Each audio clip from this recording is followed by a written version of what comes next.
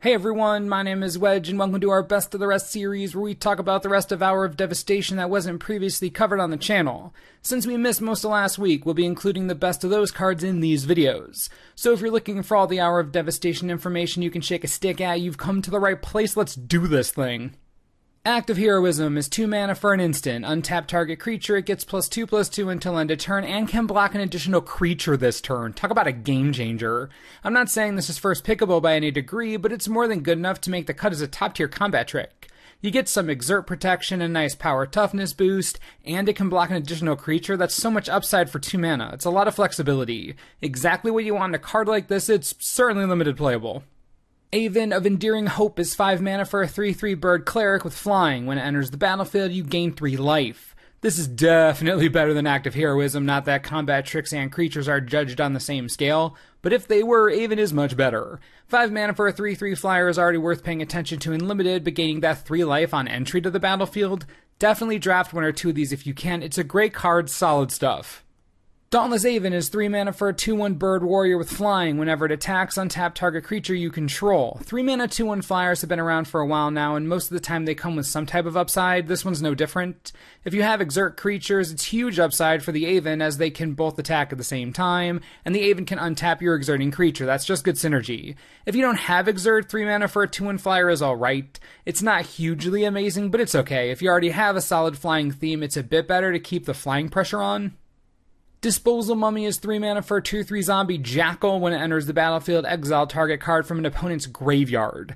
Now, without any type of combat trick or active ability, I don't think you're going to want to main deck this despite the amount of graveyard shenanigans going on. If your opponent shows a lot of Embalm or Eternalize, then bring it in post-board, but I wouldn't prioritize getting any of these. It's really not that great. Jayru's Renunciation is 2 mana for an instant with cycling costing 1 white. Tap up to 2 target creatures. Let's be clear about one thing. The only reason we're talking about this card at all is because it has a super cheap cycling cost. I like the ability, it's pretty aggressive, but I probably wouldn't want this in most any white deck unless you have a cycling theme, or you're just so stupidly aggressive that you would tap your opponent's creatures on your turn, in which case you'd probably just want another creature instead of this. Just my 2 cents, probably not the best instant you could be running. Dutiful Servants, wow, they just work really hard. Good for them. Everything's going to crap, but they don't care. What loyal zombies. You know, you really don't get zombies like that anymore. I blame the millennials. Anyways, 1 more mana for 1 more toughness? No thank you. Flavor-wise, great. Playability, I prefer those who serve. Crested Sunmare is 3 of anything and 2 white for a 5/5 horse. Other horses you control have indestructible. At the beginning of each end step, if you gained life this turn, create a 5/5 white horse creature token. Well, hello neighbor. Horses are back, and you guessed it. Within a week, Horse Tribal is gonna be a thing. Look out for it. We're already making a deck because this is a Horse Lord. We actually have a Horse Lord. Amonkhet brings us cats, then horses. This is the beginning of Horse Tribal. I couldn't be happier. I'm beyond ecstatic. This is legit at the top of our list for casual decks. Expect this real soon. Galloping to a video near you. Okay, I'm done. God Pharaoh's Faithful is 1 mana for a 0/4 human wizard. Whenever you cast a blue, black, or red spell, you gain 1 life. Yes, I love cards like this.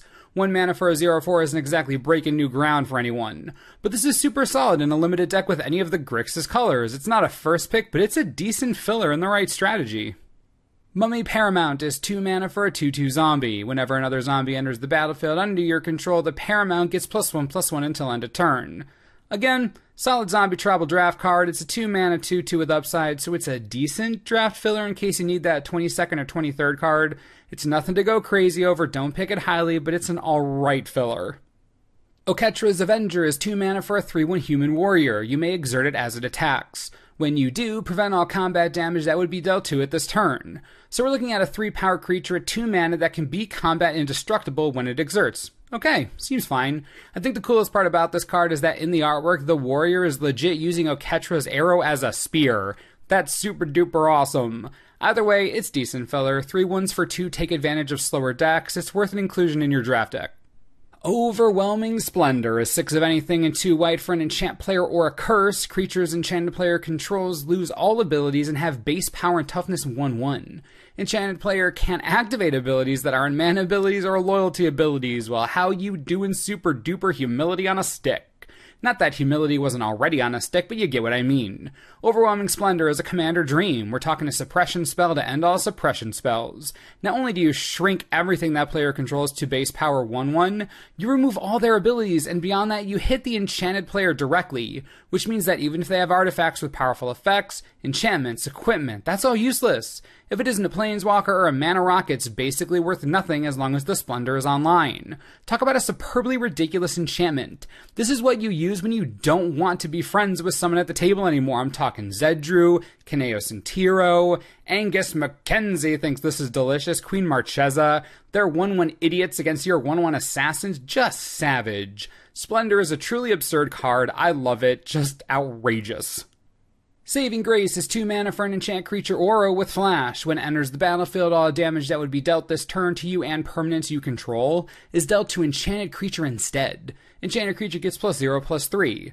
I actually really like this card. If you're about to die, it is in fact a Saving Grace. The best part is that you can use this on a tapped creature you already attacked with. It doesn't block, it just redirects damage. Nice usage there.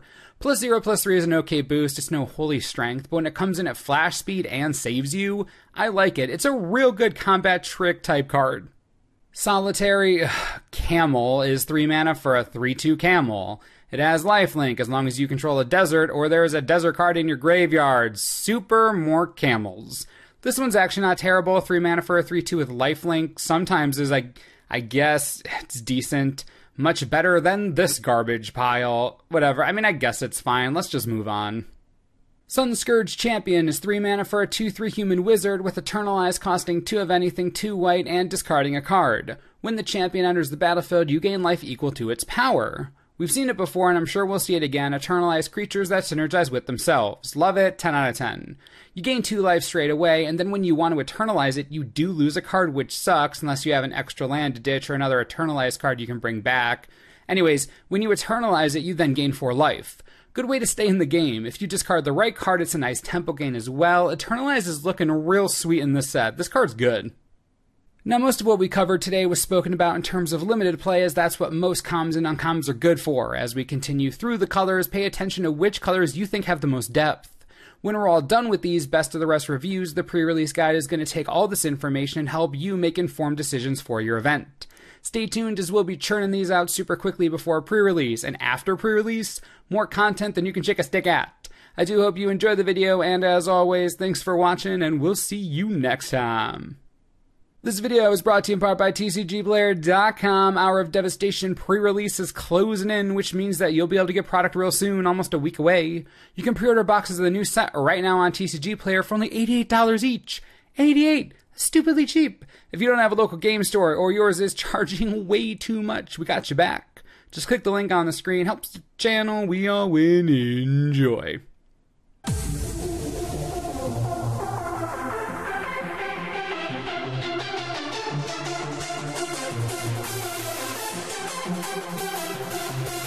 What?